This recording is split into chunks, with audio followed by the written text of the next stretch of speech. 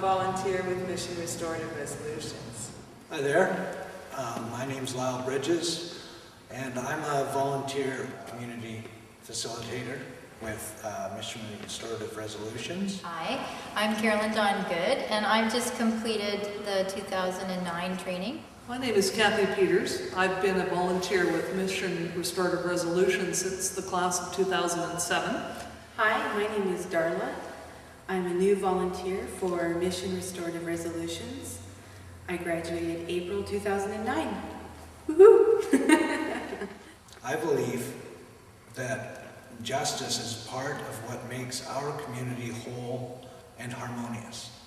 And I believe that justice, when it's shared openly amongst individuals, when people can see the processes by which justice is occurring, that communities can become safer and more trusting places.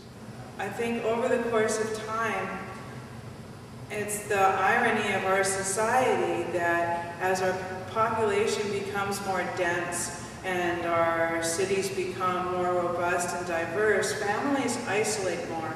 And we become a 911 society where we wait for a conflict to be severe enough that we feel we have to call in for professional help.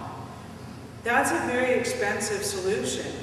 If we can deal with harms and conflicts in the community before that time comes around, it has a benefit to our community in terms of our connections to each other, our sense of feeling safe and engaged in our community, and it changes what we see in our community.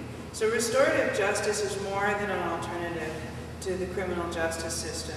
Restorative justice is a way to build our community as a network of connected individuals. When I think about restorative justice, I think about justice first, and justice has been traditionally something about crime and punishment, thinking about that. And over the course of studying with restorative justice, justice became an idea of how to repair the harm that's been done. And justice had to do with a win-win situation rather than a winner-loser conflict like that. So that became something different to me when I thought about the word justice. Restorative meant what came back to what originally was. So let's say we start off as an idea of what originally is, perhaps is peace, is an equilibrium. And then a harm that's been done breaks that apart. So how do you restore that back? One of the significant outcomes of the restorative justice program, in my view, is the ability of the person who's been harmed to meet with the party that has done the harm to them, to have an opportunity in a safe setting to discuss how that felt, what's happened since, how their lives may have changed as a result of that occurrence, and to work with the party that did the harm in reaching a resolution or an end to that event.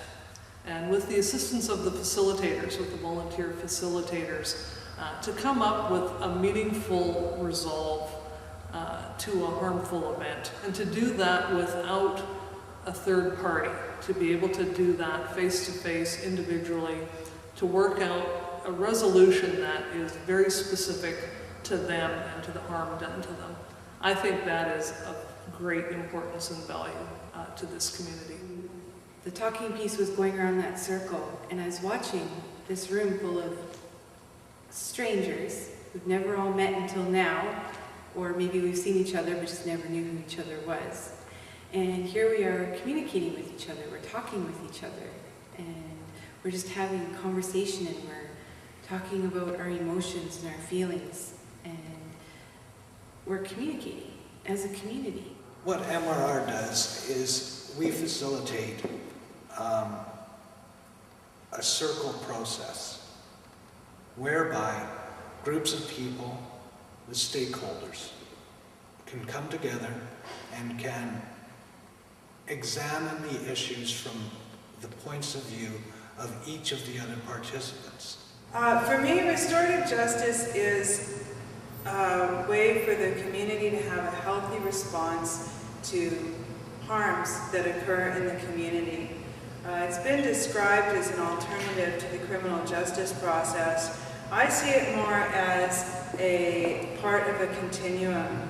I believe the criminal justice system deals with more severe incidents of harm in the community. And those incidences of harm require a due diligence and a meticulousness that the criminal justice system provides, but it's often at the expense of the individual experience. I think this program assists the community, the people of Mission, primarily in providing a safe place for dialogue to occur. We deal with people who have been harmed. We deal with the people who have done the harm. We work with them individually, and then hopefully we bring them together to discuss the matter that brought them into each other's company. We work on a plan. We do that through the use of circle, primarily. When the conflict's brought within the confines of the circle, suddenly a solution is found that might not ordinarily arise when you look at it from 2 points of view. Because suddenly you have a diverse group of people sitting in a circle with very many points of view. And we meet with them individually and have exploratory meetings. And that meeting is time for them to share with us how they were affected by what had happened, the harm being caused. And in that meeting, we are able to also explain to them about our confidentiality, how we are there only to make sure that things flow. We don't suggest or give advice. We're there with no judgment. It's not our job to do those things. Before a case can be accepted by Mission Restorative Resolutions, there needs to be an understanding among those who have been harmed and those who have committed the harm that there's an account, that someone is taking responsibility for this action. So we never walk into a case without knowing that people are ready to stand up and talk to each other. So a case that's referred to Mission Restorative Resolutions already has an initial agreement about what has occurred and who's involved, and people are willing to take responsibility. From that place, the facilitators can contact all the parties involved. We have pre-meetings where we can help to understand individuals and their stories, give them an opportunity to vent, let out their perspective, and think about where they want to go with it. From there, we can become circle keepers and help to join all the parties together in a dialogue where everybody can be respectful, express their own perspectives, and learn about each other in a way that helps them to develop empathy and compassion and seek solutions.